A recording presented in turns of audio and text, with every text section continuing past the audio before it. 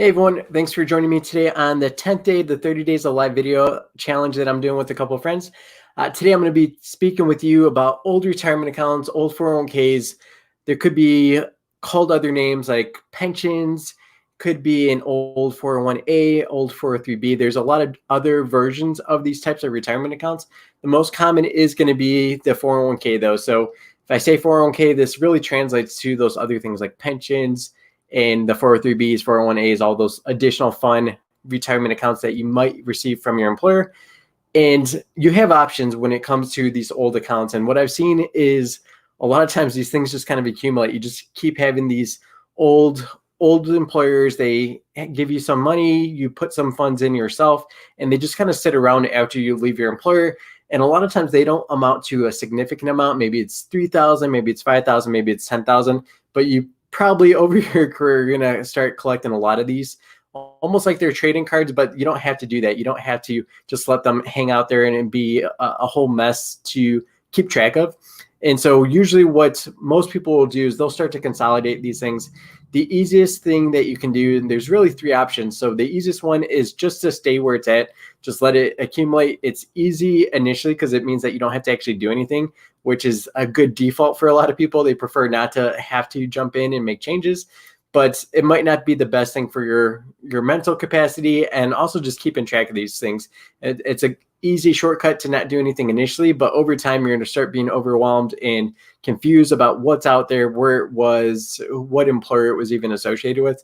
So a lot of times I am actually helping my clients track these things down. They're like, I think I might have had something over here, and they haven't been receiving statements because the statements are going to their old employer email address and things like that. So sometimes you do have to hunt these things down, which is why sometimes staying isn't always the best thing. It's a nice, convenient thing in the short run, but in the long run, it's going to be a pain in the butt to keep track of and stay on top of, make sure that you know what's going on there. The other option is to roll over the account. This is a common one that most of my clients end up doing, again, because it does help from a consolidation standpoint. You don't have to worry about losing track of these things disappearing on you, or just having to remember all these different logins and having issues with that. So what a rollover is basically you move your old retirement account to a new retirement account that you can control a little bit more. So a lot of times you'll roll this into a traditional IRA.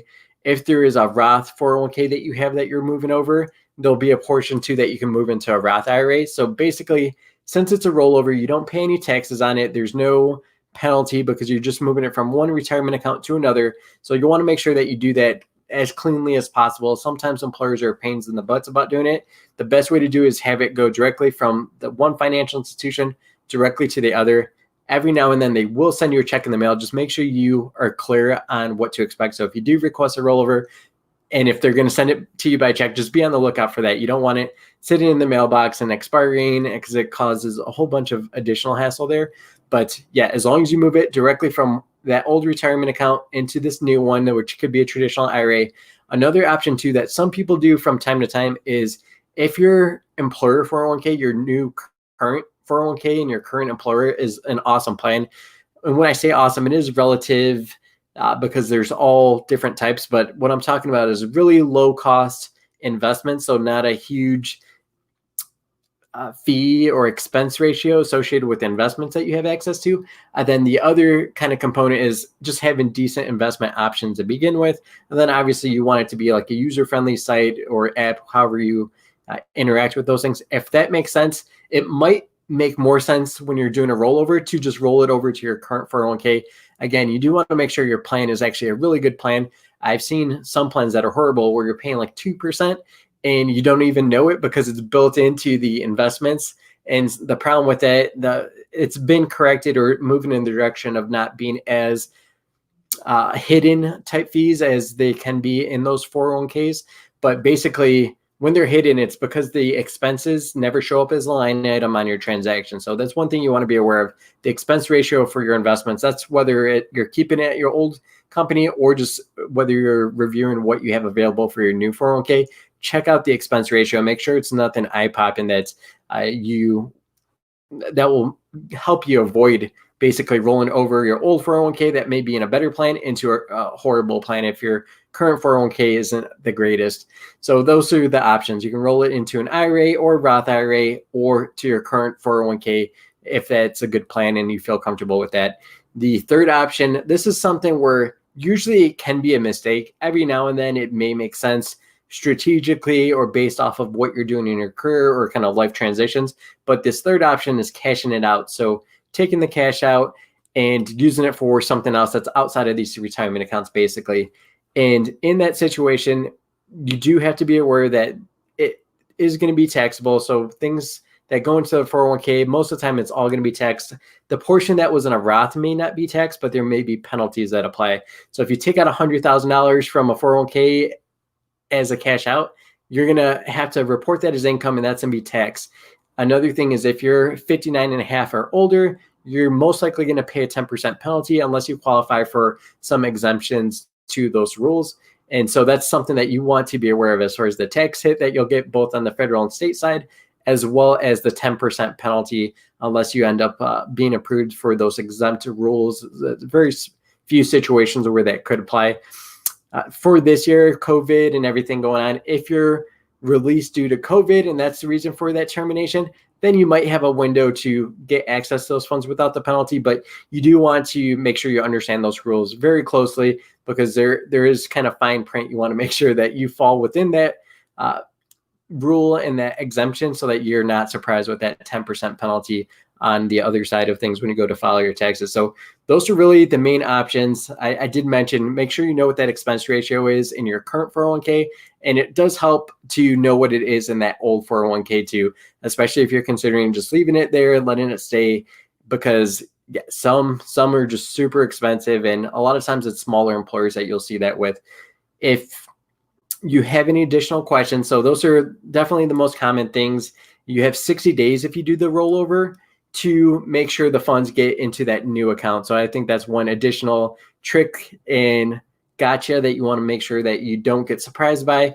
If they send you a check when you request a rollover and they don't move it over directly to that financial institution for the new IRA or the new 401k, what happens is a clock starts ticking. You need to get that over within 60 days. Otherwise, it is going to count as a distribution. And if you're too young, if you're younger than 59 and a half, you are going to pay a penalty and you are going to pay taxes on that. So there's a 60-day window countdown that goes, and you want to make sure that you're aware of that. That's another thing that I see people kind of get stuck in the middle of because they miss it by a couple of weeks or a couple of days because they forgot that, hey, the check's coming in the mail and I have to watch out for it. And then I actually have to send it to the right place where I needed to go for that rollover to be truly complete. So those are all the main things that you need to take a look at when it comes to assessing your old 401ks or old retirement accounts and the options that are available to you.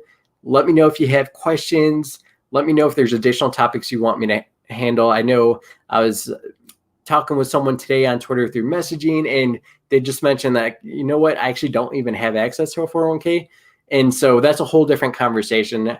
I will tackle that probably tomorrow. I think that's a good topic to tackle because I know a lot of startups sometimes don't offer 401ks.